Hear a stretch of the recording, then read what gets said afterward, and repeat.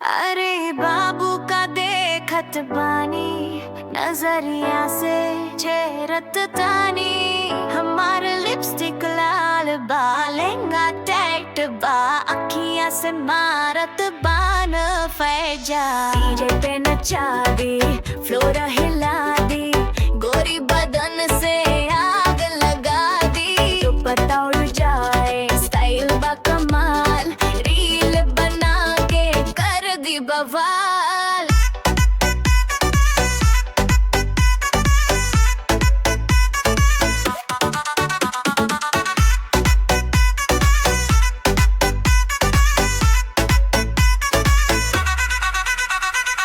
कहीं के नजर हटावत बरा हो, ठुमका पे दिल वा लुटावत बरा हो। हम ता ट्रेन को चला देतानी, स्टेज पे सबके हिला देतानी। टावर से ऊंचा एटीट्यूड बा, देखी के चिल्लावे यूथ बा। तो हर हीरो तलाई में बा, हमरा जैसा क्वीन के फाइना बा। डीजे पे न चलू ता बोम लागलू, तू ही आइटम क्वीन, तोरा ठुमका से हिल जाए स्क्रीन। डांस फ्लोर पे सब चिल्ला, अरे भाई का चीज बा। स्नैप पे स्टाइल, रील में स्माइल, तो फैन क्लब चलेला दूर दूर। ना बारू तू नॉर्मल, ना बारू तो राइट, तोरा नाम के रोज छपेला न्यूज। डीजे पे नचा दी, मूड बना दी, लाल चुनरी से आग लगा दी। लहंगा घूमे, बीटवा बटाई, भोजपुरी आइटम फुल हाईलाइट।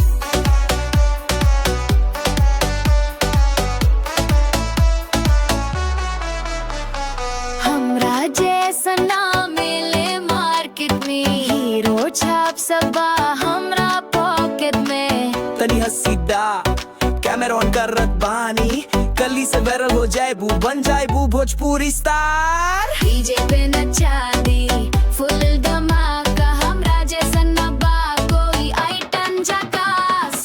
मेकअप बा लाइट, एडिटेड बा हार्ड, देखी के हमरा फैंस के आवाज बा अटैक हार्ड।